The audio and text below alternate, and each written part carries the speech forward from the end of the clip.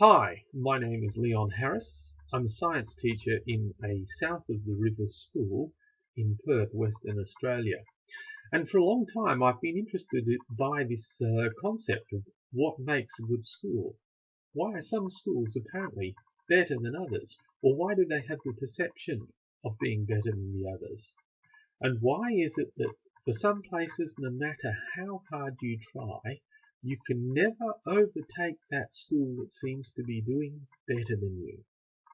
Well, I think I've come up with an answer for some of these things, and an observation that hierarchy in schools in a region is a bit of a winner-take-all game.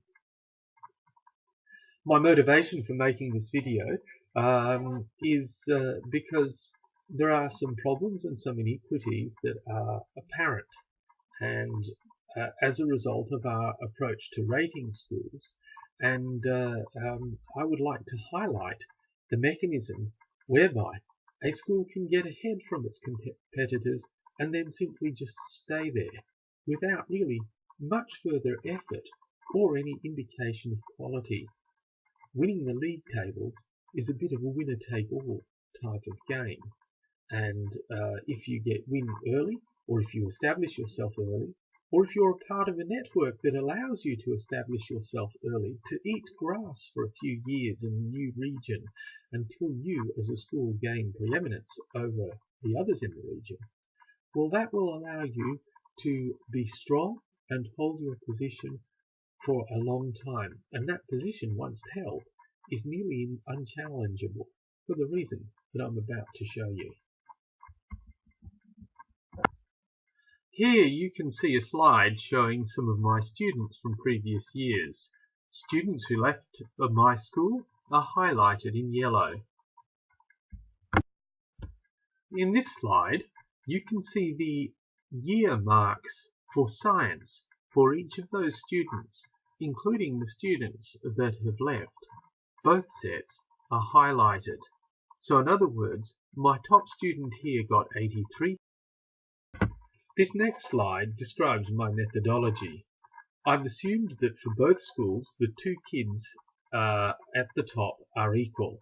So in other words, that my class has got an 82 and an 83, and the receiving class or predatory class has got an 82, 83. I've also assumed that the predatory school, and I don't mean that disparagingly, but it's the best term for it, is fed by 4 surrounding feeder schools. And this is due to its preeminence and early, well-established reputation. What I've done is I've added the percentages that correspond to the rank order and then divided by 16, the number of students in the class, and I've assumed that the class mark will track the ATAR in 5 years' time. So in other words, I take a class average, and I've used this as a proxy for the ATAR in 5 years' time. And now we see the very interesting results of this type of analysis. Taking the top 16 students, from my class, I get an average of 16.3%. However, the top 16 students from a, quotes, predatory school, in other words, a school that is fed from feeder schools, is around about 73.4%. This is a large difference in the league tables and will separate those two schools quite noticeably, and parents will tend to make their judgment on which is the better school on this basis.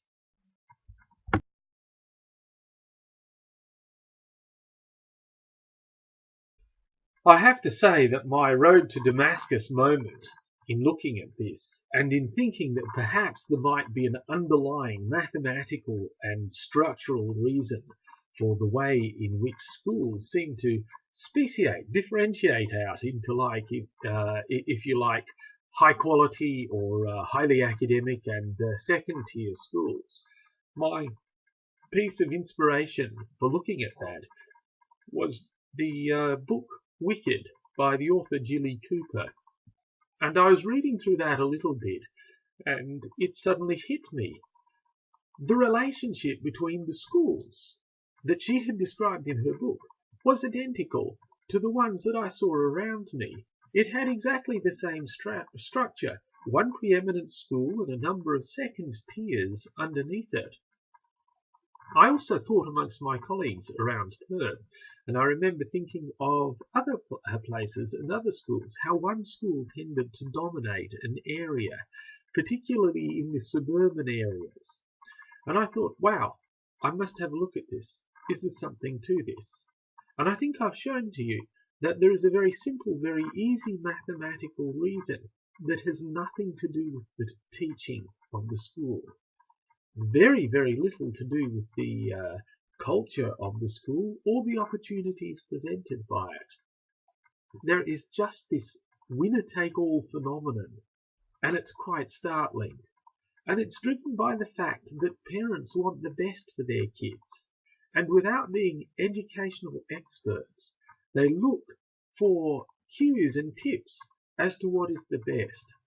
Now, Rate My School is a classic initiative that has been put out by the Australian government to try and answer that quest. What is the best school? The 8R league tables are exactly the same thing as well. They answer the question, in a sense, what is the best school? But I don't think that's necessarily the way or the best way of picking what's the best school. So I'd suggest to you what you should look for in a school. Do you like the communities of the school? Is it wholesome?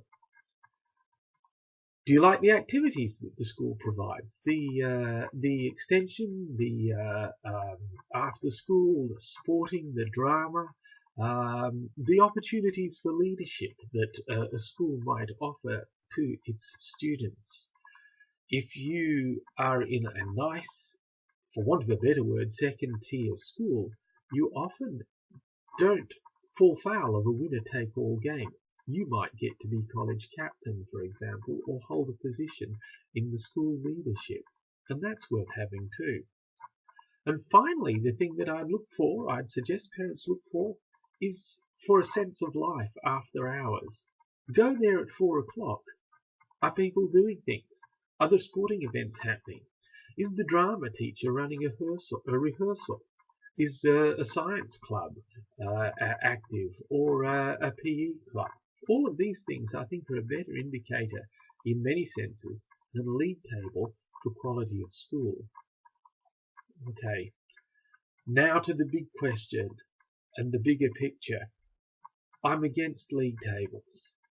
I don't think that on their own they are very helpful, and I have a concern that they may damage the efficiency of our education system. Because by taking it and making it into a winner-take-all game, you suck the life a little bit out of the smaller schools. You reduce their desirability as a teaching prospect. And that, I think, is not so good. Now, it's not so bad at the moment because, there isn't a remuneration based on league and based on school performance as such. But what I hope I've shown to you is that school performance is something that occurs in many respects outside the hands of the teacher, and it is inequitable to rate the pay and more professionally the professional learning and development opportunities of teachers to the performance of their schools. That is something that will lead just simply to a split of have schools and have not schools. Thank you.